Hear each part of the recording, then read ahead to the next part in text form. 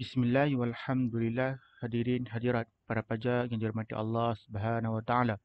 Assalamualaikum warahmatullahi wabarakatuh. Dalam video ini saya akan membicarakan maksud pengertian tazkiyatun nafs. Ini penting kerana setiap kalimat ada maksud yang tersendiri supaya kita dapat mengetahui maksudnya yang sebenar.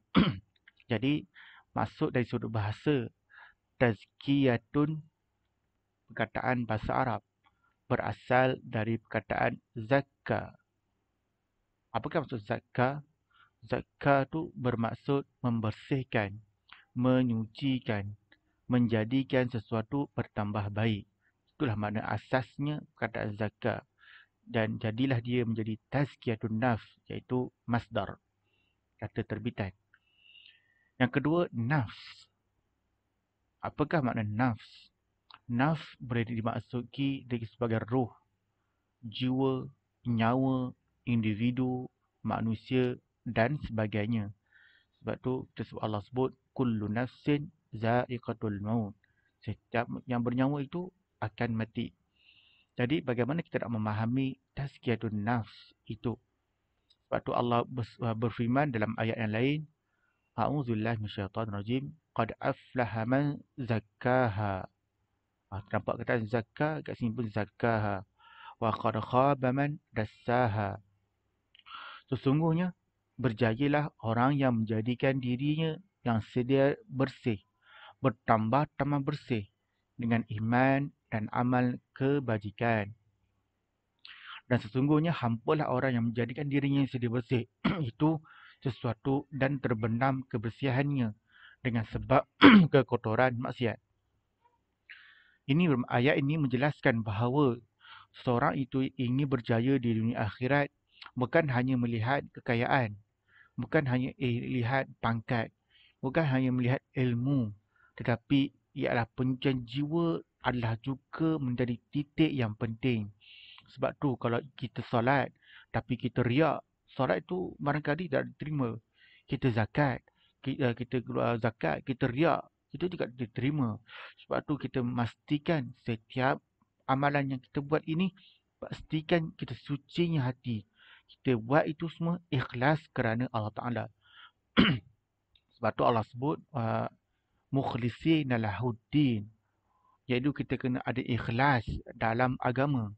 Sebab tu kalau dalam kehidupan ini kita pentingnya melihat tazkiyatun nafs dalam jiwa. Inilah yang maksud dalam pengertian bahasa.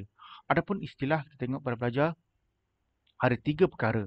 Yang pertama, dia ada usaha. Manusia tu mesti berusaha untuk mensucikan atau menyucikan jiwa dia. Mana mungkin manusia itu ingin berjaya, dia hanya berdoa, ya Allah jadikan aku hati yang suci, tetapi dia masih tak berusaha. Contohnya dia orang yang orang yang kedekut. Tapi dia hanya berdoa bila keluarkan, tapi dia tak ada duit, dia tak cuba pun nak mengeluarkan duit. Jadi dia kena ada usaha. Sebab tu tanpa usaha manusia tidak boleh berjaya.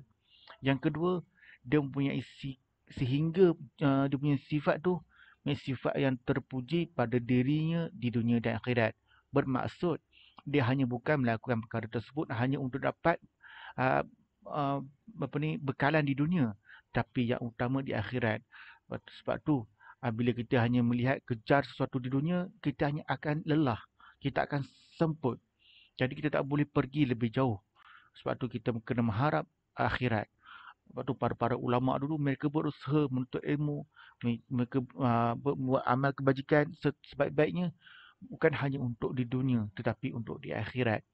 Iaitu kita mesti jadikan sifat-sifat yang terpuji, bukan kita nak jadi usaha untuk mendapatkan sifat-sifat yang terkutuk ataupun sifat mazmumah.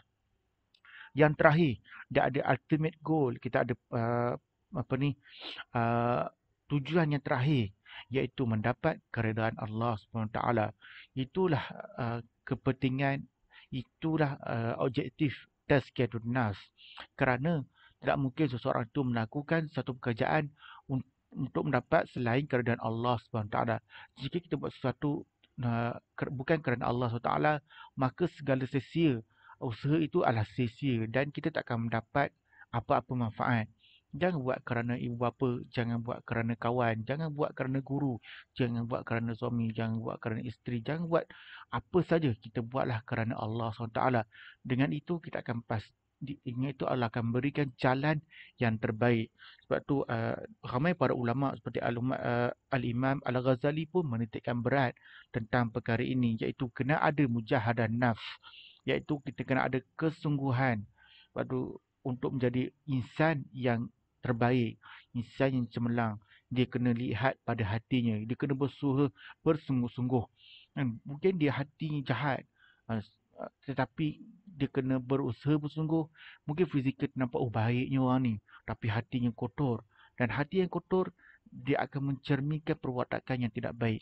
Maka dengan itu kita kena buat perkara-perkara yang boleh menjadikan hati kita ini sentiasa bersih, suci dan bertambah baik.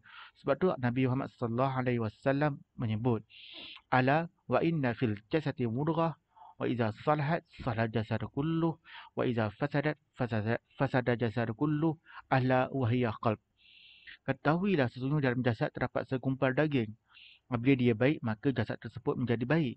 Dan sebaliknya, apabila dia rosak, maka rosaklah seluruh jasad tersebut. Apakah dia? Ketahuilah itulah hati. Bermaksud, hati qalbu ni berada dalam tazkiyatun nafs.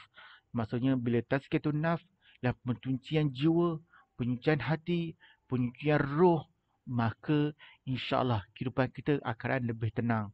Segala kesusahan kita dapat menghadapinya. Kita mengatasi tekanan perasaan, kita bertemu dengan Allah Ta'ala, kita akan jadi manusia yang tenang. Kita ada masalah ekonomi, kita bergantung pada Allah Ta'ala. Dalam masa sama masih berusaha. Kita ada masalah politik, bergaduh antara politik A, politik B. Nak menyelesaikan masalah, kita berdoa kepada Allah Ta'ala. Dalam masa kita berusaha mendamaikan kedua-dua pihak. Itulah dia kitaran. Kita ada masalah yang ibu bapa, misalnya kata, kita berdoa kepada Allah Ta'ala. Inilah kehidupan. Bila hati yang baik, insya-Allah kehidupan kita semua akan menjadi baik. Wallahu a'lam. Assalamualaikum warahmatullahi wabarakatuh.